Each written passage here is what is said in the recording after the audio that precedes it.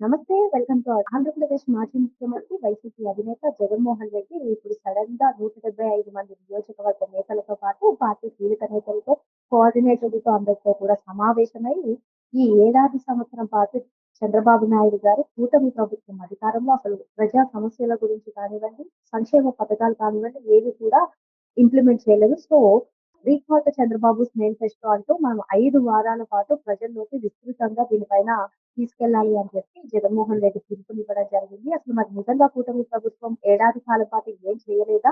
జగన్మోహన్ రెడ్డి ఇప్పటికిప్పుడే సడెన్‌గా ఇటువంటి చర్యలు ఎందుకు చేపడుతున్నారు? ఇవన్నీ కూడా చర్చించడానికి మనతో ప్రస్తుతం జూమ్ కాల్‌లో అటెండ్ అయ్యి ఉన్నారు. ప్రముఖ టీడీపీ సీనియర్ నేత ఊట్ల సురేందర్ నాయుడు గారు. సార్ నమస్తే. నమస్తే. నమస్తే మేడం. సార్ జగన్మోహన్ రెడ్డి ఈరోజు పార్టీ కోఆర్డినేటర్స్‌తో 175 నియోజకవర్గ నేతలతో సమావేశమయ్యి అసలు కూటమి ప్రభుత్వం ఏడాది కాలంగా కూడా ప్రజా సమస్యలను పట్టించుకోలేదు. అసలు ఏదైతే చంద్రబాబు నాయుడు గారు ఎన్నికల ముందు హామీలిచ్చారో ఒక్క హామీని కూడా నెరవేర్చలేదంటూ సడెన్‌గా మీటింగ్ పెట్టారు సార్. సడెన్‌గా మీటింగ్ పెట్టడంలో అర్థం ఏమై ఉంటుంది? అండ్ ఏదైతే రీకాల్ టు చంద్రబాబు మేనిఫెస్టో అంటూ వాళ్ళు పిలుపునిచ్చారో అది ఇప్పుడు పిలుపునియ్యాల్సిన అవసరం ఉందంటారా? నిజంగానే ఏడాది కాలంలో అసలు ఎటువంటి పథకాలు కూడా ఇంప్లిమెంట్ అవ్వలేదా? ఏమంటారు మీరు? ఇప్పుడు జగన్మోహన్ రెడ్డి చేస్తున్నటువంటి ఈ ప్రోగ్రామ్ పైన మీరేమంటారు? ముందుగా మీకు వ్యూవర్స్‌కి నమస్కారాలు. ఇప్పుడు జగన్మోహన్ రెడ్డి పార్టీ ఆల్రెడీ ఉనికి కోల్పోయింది. ఉనికి కోల్పోయిన పార్టీని మళ్ళీ గూడా మేమున్నాం. అంటే వైసీపీ పార్టీ అనేది ఉంది అని నిరూపించుకోవడం కోసం ప్రజల్లో ఏదో ఒక రకంగా వైసీపీ ఉంది అని చెప్పడం కోసం ఇలాంటి కార్యక్రమాలు పెట్టుకుంటా ఉంటాడు. అది మనం జగన్మోహన్ రెడ్డి గారు ఈ 5 సంవత్సరాలు ఏ రోజు కూడా ఆయన తాడేపల్లి ప్యాలెస్ వదిలి బయటొచ్చి మాట్లాడిన సందర్భం లేదు. అంటే అధికారంలో ఉండేటప్పుడు ఒక రకంగా ఉంటాడు. అధికారం పోయిన తర్వాత అపరిచితుడిలాగా ఇంకొక రకంగా మారతాడు. గత 5 సంవత్సరాలలో ఈయనకి ప్రజలు నమ్మి 151 ఆంధ్రప్రదేశ్ ప్రజానీకాన్ని కట్టబెట్టినటువంటి ప్రజానీకాన్ని వెన్నుపోటు పొడిచి, రాజధాని కూడా ఇక్కడే ఉంటుంది. రాజధాని ఎక్కడా పోదు. ఇక్కడే నేను ఇల్లు కట్టుకున్నాను. చంద్రబాబు నాయుడు గారికి నా ఇల్లు లేదు. ఈ రాజధానిని అద్భుతంగా డెవలప్ చేస్తానన్నటువంటి పెద్ద మనిషి. పోలవరం కూడా కంప్లీట్ చేస్తానని చెప్పినటువంటి పెద్ద మనిషి. అధికారంలోకి వచ్చిన తర్వాత మాట తిప్పి, మడమ తిప్పి, నేలకి అడ్డం తిప్పి అధికారంలోకి వచ్చిన వెంటనే ప్రజా రాజధాని అనేటువంటి అమరావతిని నిట్ట నిలవన ముంచేశాడు. వీళ్ళ పార్టీ నాయకులందరూ కూడా సీనియర్ నాయకులందరూ కూడా అదే రాజధానిని ఎడారి అన్నాడు, శ్మశానం అన్నాడు, మునక ప్రాంతం అన్నాడు. ఇవన్నీ అంటూ ఆ రాజధాని మీద ఒక ముద్రేసి ఆ రాజధాని లేకుండా 3 రాజధాని పేరుతో నాటకం ఆడినాడు. మీకు ఒక విషయం చెప్పాలా మేడం గారు? కరెక్ట్‌గా యాదృచ్ఛికం ఏమో గాని మీతో కూడా ఈరోజు నేను ఈ డిబేట్‌లో పాల్గొంటున్నా. కరెక్ట్‌గా ఈ రోజుటికి 6 సంవత్సరాలయింది. ఈయన ప్రజా దర్బారు కూల్చి, కరెక్ట్‌గా ప్రజా దర్బారు కూల్చి ఇదే రోజు కూల్చాడు ప్రజా దర్బారు. ఆ ప్రజా దర్బార్ ఎందుకు పెట్టాడు చంద్రబాబు నాయుడు గారు ఆ రోజు? ప్రజలు వాళ్ళ సమస్యల్ని చెప్పుకోవడం కోసం ఒక రోజంటూ ఆయన ప్రజల కోసం కేటాయించి, ఆ ప్రజా దర్బార్‌కు వచ్చినటువంటి ప్రజలందరి దగ్గర వినతులు స్వీకరించి, వాళ్ళ సమస్యలను పరిష్కరించే దిశగా వాళ్ళకొక ప్రజా దర్బారు అనేది నామకరణం చేసి పెడితే, దాన్ని కూలగొట్టేసి ఈ మీటింగ్ అయిపోయినటువంటి 10 నిమిషాల్లో ఈ ప్రజా దర్బారు కూల్చేయాలా అని చెప్పి మాట్లాడినటువంటి పెద్ద మనిషి. దాని తర్వాత అధికారంలోకి వచ్చిన తర్వాత మాటలు మార్చాడు. ఆ రోజు కూడా బయటకొచ్చిన పరిస్థితి లేదు. ఈ రోజు అధికారం కోల్పోయిన వెంటనే మళ్ళా ప్రజల మీద ప్రేమ, అపూర్వమైన ప్రేమ పొంగిపోయినట్టు ఈయన ప్రజల్లోకి వచ్చి ఏం సాధిస్తాడేమో తెలీదు. మొన్న చూసాం టొబాకో రైతులను పరామర్శించేదానికి దండయాత్రలాగా చేసి, ఆ మహిళల్ని రాజధాని మహిళల్ని ఇష్టానుసారం మాట్లాడిన దానికి ఆ మహిళలందరూ కూడా నిరసన తెలిపితే మహిళల మీద చెప్పులేయడం గాని, పోలీసు యంత్రాంగం మీద రాళ్ళేయడం, చెప్పులేయడం గాని ఇలాంటి సంఘటనలు చూసాం.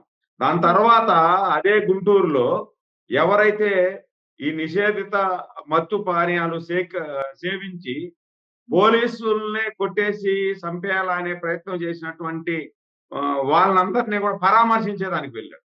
అంటే ఈయన పరామర్శించేదంతా కూడా ఎవరిని పరామర్శిస్తాడంటే అసాంఘిక కార్యకలాపాలు పాల్పడి ప్రజల్ని ఇబ్బంది పెట్టేటువంటి రౌడీలను, గూండాలను ఇలాంటి వాళ్ళనే ప్రోత్సహిస్తున్నాడు. ఇలాంటి వారినే పరామర్శించేదానికి వెళ్తున్నాడు. ఈయన ఏదైనా ఇప్పుడు కూటమి ప్రభుత్వం వచ్చి సంవత్సరం అయింది. నువ్వు ప్రజల్లోకి వెళ్ళాలా అని నిర్ణయం తీసుకున్నావు. మంచిది, సంతోషం. ఎందుకంటే నీకు 11 సీట్లు ఇచ్చారు. నువ్వెట్టా అసెంబ్లీలోకి రాలేదు. అసెంబ్లీకి రాకుండా పారిపోయినావు, అది వేరే విషయం. కానీ ప్రజల్లో అన్న ఉండి నువ్వు ఈ ప్రజల్లో చెప్పాలా. ఈ కూటమి ప్రభుత్వం ఏదైనా ప్రజా వ్యతిరేక విధానాలు ఏదైనా తీసుకున్నప్పుడు మీరు తీసుకున్నటువంటి ప్రజా వ్యతిరేక విధానం ఫలాంది అని నువ్వు చెప్పాలా.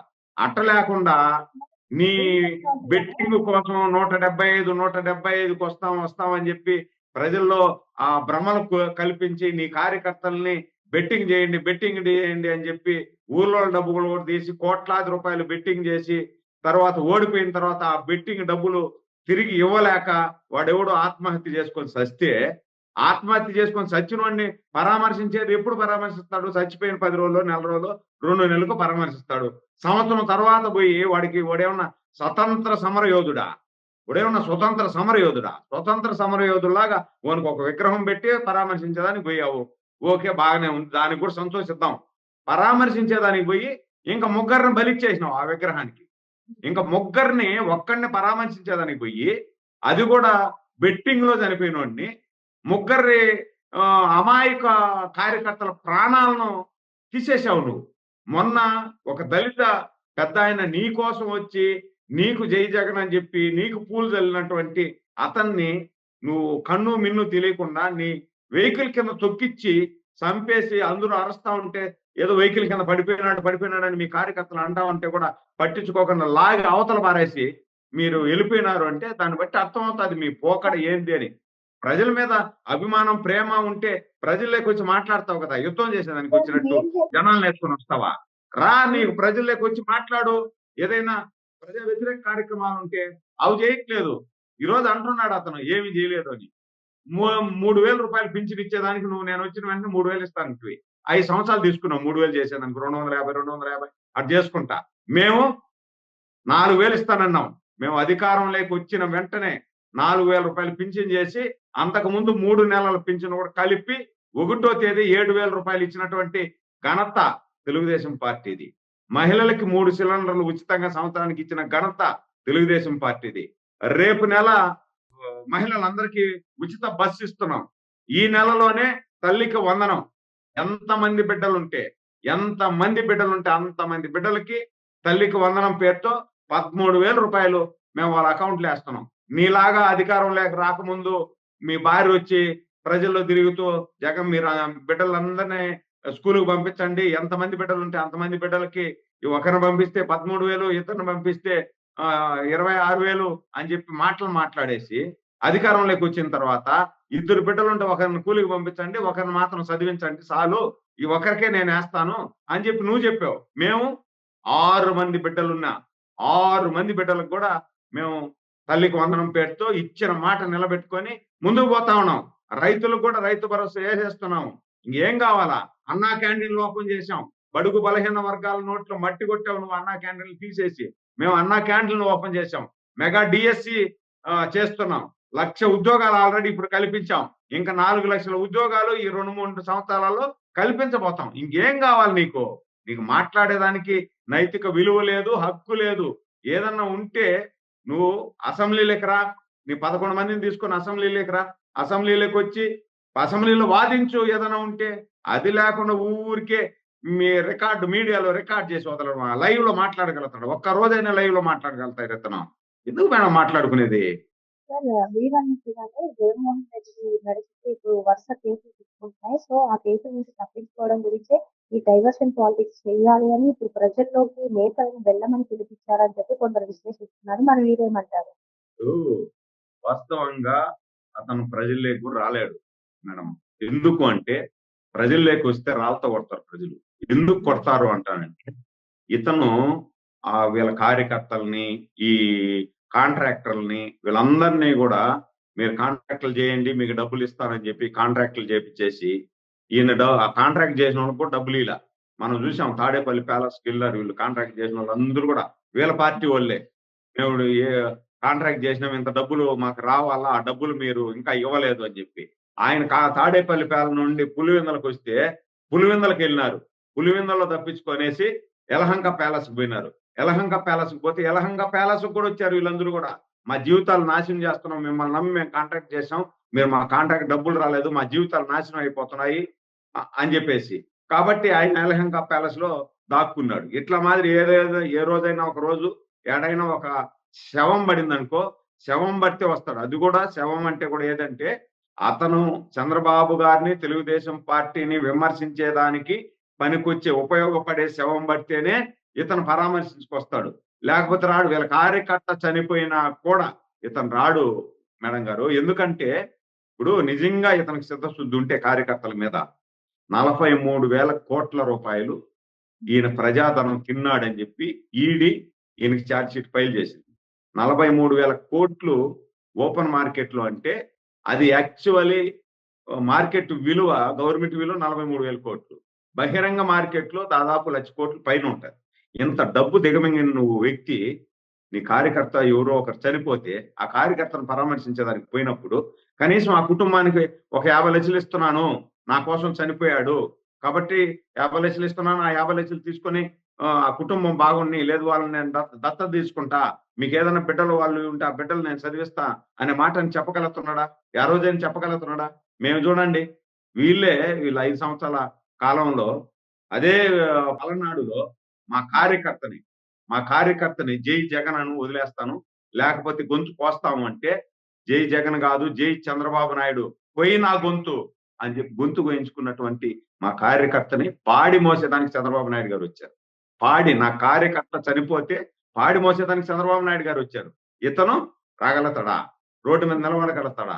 ఇది చేత కాదు. పార్టీ అయిపోయింది. వీళ్ళ కార్యకర్తలందరూ, వీళ్ళ నాయకులందరూ కూడా లిక్కర్ మాఫియా గాని, శాండ్ మాఫియా గాని, గనులు, ఎర్ర చందనము ఇవన్నీ దొంగతనాలు చేసి ఈ రోజు వీళ్ళకు అదే నేను ఏమంటానంటే, జగన్మోహన్ రెడ్డి గారి నమ్ముకొని ఉన్నటువంటి కార్యకర్తలు, నాయకుల మీద అందరి మీద కూడా వరుసగా కేసులు బుక్ అవుతున్నాయి. వాళ్ళలాగా మేము ఫాల్స్ కేసులు ఏది బుక్ చేయట్లే. ఆ విధంగా ఫాల్స్ కేసులు బుక్ చేయాలనుకుంటే ఈ పాటికే జగన్మోహన్ రెడ్డి గారు లోపల ఉంటాడు.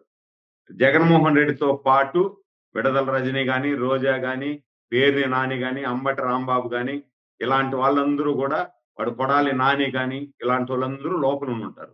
మేము ఆ విధంగా పారదర్శకంగా నడుస్తా ఉంది కూటమి ప్రభుత్వం. పద్ధతి ప్రకారం ఏదైనా వాళ్ళ మీద ఆధారాలు పూర్తిగా స్వీకరించిన తర్వాత, ఆధారాలన్నీ పక్కా ఉంటేనే కేసు నమోదవుతా ఉంది, లోపల పోతున్నాడు. అది రాజ్యాంగం. మహానుభావుడు అంబేద్కర్ గారు రచించినటువంటి రాజ్యాంగం. ఆ రాజ్యాంగం ప్రకారం కూటమి ప్రభుత్వం ముందుకు పోతా ఉంది కానీ వీళ్ళలాగా రాజారెడ్డి రాజ్యాంగం కూటమి ప్రభుత్వంలో జరగదు.